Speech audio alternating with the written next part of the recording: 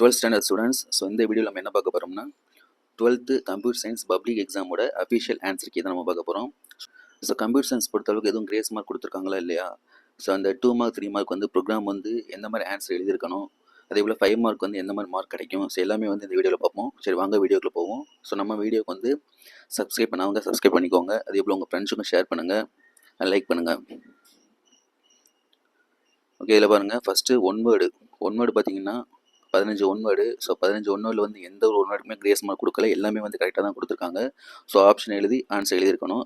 So இந்த மாதிரி நீங்கள் 15மே ஆன்சர் எழுதிங்க அப்படின்னா கண்டிப்பாக உங்களுக்கு 15 மார்க் அப்படியே கிடச்சிரும். ஸோ ஆன்சர் வந்து நீங்கள் பார்த்துக்கோங்க. நெக்ஸ்ட்டு 2 மார்க் பாருங்கள். 2 மார்க் 16 2 மார்க் வந்து any way of bundling 2 values together into 1 can be considered as a pair அப்படின்னு கொடுத்துருக்காங்க. அதுக்கு ஒரு எக்ஸாம்பிள் கொடுத்தீங்க அப்படின்னா ரெண்டுக்குமே ஒவ்வொரு மார்க் கொடுத்து 2 மார்க் கொடுத்துருவாங்க. அடுத்து 17 ஒன் மார்க் வந்து 2 ஆன்சர் கொடுத்துருக்காங்க. 2ல் நீங்கள் எது ஸ்டார்டிங் வந்து எது எழுதினாலும் ஓகே, 2ல் எது எழுதினாலும் உங்களுக்கு வந்து 2 மார்க் கிடச்சிரும். 18 அவுட்புட் பார்த்தீங்கன்னா 5 10 15 இதை மட்டும் எழுதினா போதும், உங்களுக்கு 2 மார்க் கிடச்சிருக்கும். 19 பார்த்தீங்கன்னா ஸ்லைசிங்னா என்ன அப்படிங்கிறத பற்றி கொடுத்துருக்காங்க. ஸோ இந்த ஒரு பாயிண்ட் எழுதினா போதும் 2 மார்க் கிடச்சிருக்கும். நெக்ஸ்ட்டு 20 டிஸ்ட்ரிக்ட் என்ன அப்படிங்கிறது கொடுத்துருக்காங்க. ஸோ அதுக்கு வந்து 2 மார்க்கு. 21 பார்த்தீங்கன்னா create table DDL data differential language எழுதிங்கன்னா அதுக்கு ஒரு மார்க்கு. அந்த இன்செர்ட் கமெண்ட் எழுதிங்க அதுக்கு ஒரு மார்க்கு. ஸோ 2 மார்க் கிடச்சிரும். 22 பார்த்தீங்கன்னா சிடி கமாண்டு வந்து யூஸ் ஆகுன்னு சொல்லி எழுதியிருக்கோம். அதுக்கு வந்து ஒரு எக்ஸாம்பிள் எழுத சொல்லியிருக்காங்க. ஸோ 2 எழுதினா 2 மார்க் கிடச்சிடும். அடுத்து 23 பார்த்தீங்கன்னா you can install matplotlib using PIP அப்படின்னு கொடுத்துருக்காங்க. ஸோ அதுக்கு வந்து 2 மார்க் கிடச்சிருக்கும். அடுத்து 24 கம்பல்சரி பார்த்தீங்கன்னா ஃபால்ஸ் அண்டு வெல்கம் இதான் வந்து அவுட்புட்டு. ஸோ இது மட்டும் எழுதினா போதும், உங்களுக்கு 2 மார்க் கிடச்சிரும். நெக்ஸ்ட்டு பார்ட் 3 பார்த்தீங்கன்னா 3 மார்க்கு வந்து ஒரு அந்த எக்ஸ்ப்ளனேஷன் கொடுத்துருக்காங்க. அதுக்கு 2 மார்க்கு. ஒரு எக்ஸாம்பிள் எழுதினீங்கன்னா அதுக்கு ஒரு மார்க், மொத்தம் 3 மார்க்கு. நெக்ஸ்ட்டு குளோபல் வேரியபிள்னா என்ன அப்படிங்கிறது எழுதுறதுக்கு ஒரு மார்க்கு. அந்த எக்ஸாம்பிள் எழுதும்பொழுது உங்களுக்கு 3 மார்க் கிடச்சிரும். நெக்ஸ்ட்டு அசைன்மெண்ட் ஆப்ரேட்டர் என்னென்ன ஆப்ரேட்டர்லாம் இருக்குது அப்படின்னு எழுதினீங்கன்னா உங்களுக்கு வந்து 3 மார்க் கிடச்சிரும். நெக்ஸ்ட்டு ஸ்டீலுக்கும் ஃப்ளோருக்குள்ள ஒரு டிஃப்ரென்ஸ் தான் இதில் கொடுத்துருக்காங்க. இது எழுதினாவே போதும், உங்களுக்கு வந்து 3 மார்க் கிடச்சிரும். நெக்ஸ்ட் 29 பாருங்கள். லிஸ்ட் டாட் ரிமூவ் அதுக்கு ஒரு மார்க்கு. லிஸ்ட் டாட் பிஓபி அதுக்கு ஒரு மார்க்கு. லிஸ்ட் டாட் கிளியர் அதுக்கு ஒரு மார்க்கு. ஸோ மொத்தம் 3 மார்க்கு. அடுத்து 30வது கொஸ்டின் பார்த்தீங்கன்னா கிராஸ் ப்ராடக்ட் நான் என்னென்னு கேட்டிருக்காங்க. அதுக்கு ஒரு எக்ஸாம்பிள் கொடுத்தீங்கன்னா 3 மார்க் கிடச்சிரும்.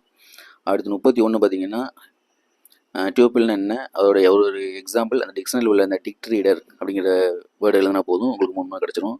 32 ஃபெச் ஒன் ஃபெச் மினி அப்படின்னு என்ன எழுதினா போதும். ஸோ உங்களுக்கு வந்து 3 மார்க் கொடுக்க சொல்லியிருக்காங்க. 33 அவுட்புட் பாருங்கள். 1 4 9 16 25 இதை மட்டும் எழுதினா போதும், உங்களுக்கு வந்து ஈஸியாக 3 மார்க் கிடச்சிரும். Next 5 mark pure function and impure function ரெண்டுக்குள்ளே டிஃபரன்ஸ் கேட்டிருக்காங்க. ஸோ அது 4 பாயிண்ட் கொடுத்துருக்காங்க. 4 பாயிண்ட் எழுதினா 4 மார்க்கு. அண்ட் ஒரு சூட்டபிள் எக்ஸாம்பிள் ஒன்று கேட்டிருக்காங்க. அது எழுதினா போதும் 5 மார்க் கிடச்சிரும். அதுக்கு சாய்ஸ் பார்த்தீங்கன்னா types of data model. So 5 model எழுதியிருக்கணும். 5 மாடல் எழுதினீங்கன்னா 2 மார்க்கு. அதை பற்றி எக்ஸ்பிளைன் பண்ணி எழுதும்போது அதுக்கு ஒரு 3 மார்க், மொத்தம் 5 மார்க் கிடைக்கும்.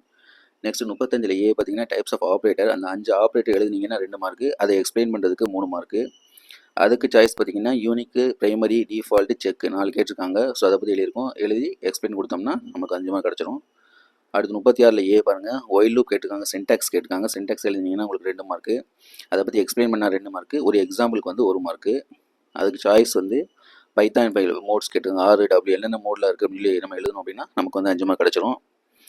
அடுத்து வந்து 37 ஏ பார்த்தீங்கன்னா ஃபங்க்ஷன் அதுக்கப்புறம் overview of how recursive function works அப்படிங்கிறதுக்கு ஃபங்க்ஷன்னா என்ன அப்படிங்கிறதுக்கு 2 மார்க்கு. ரிகர்சிவ் ஃபங்க்ஷன் எப்படி ஒர்க் ஆகுதுன்னு எழுதுறதுக்கு 2 மார்க்கு. அதுக்கு ஒரு எக்ஸாம்பிளுக்கு வந்து 1 மார்க்கு. அடுத்து சிஸ் மாடியூல் பற்றி எழுதுறதுக்கு உங்களுக்கு ஃபுல்லாக 5 மார்க் கொடுத்துருக்காங்க. அதில் வந்து இந்த எக்ஸாம்பிள் கேட்டு நீங்கள் வந்து கண்டிப்பாக எழுதியிருக்கணும். எழுதுனா தான் ஃபுல் மார்க் கிடைக்கும். நெக்ஸ்ட் 38 அவுட்புட்டு 1 2 3 4 5 6 7 8 எழுதுனா 1 மார்க்கு. அடுத்து 4 5 அடுத்து 1 2 3 அடுத்து 6 7 8 1 2 3 6 7 8 இந்த 5 இது எழுதினா போதும், 5 மார்க் ஈஸியாக வாங்கிடலாம். அடுத்து 5 ஃபங்க்ஷன் கொடுத்து அவருடைய யூஸ் கேட்டிருந்தாங்க. அந்த 5 ஃபங்க்ஷனை பற்றி எக்ஸ்பிளைன் பண்ணால் போதும், ஒவ்வொன்றுக்கும் ஒவ்வொரு மார்க்கு.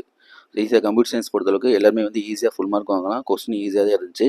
இதில் வந்து அவுட்புட் பண்ணி நீங்கள் கரெக்டாக எழுதிங்கன்னா கண்டிப்பாக ஃபுல் மார்க் வாங்கியிருக்கலாம்.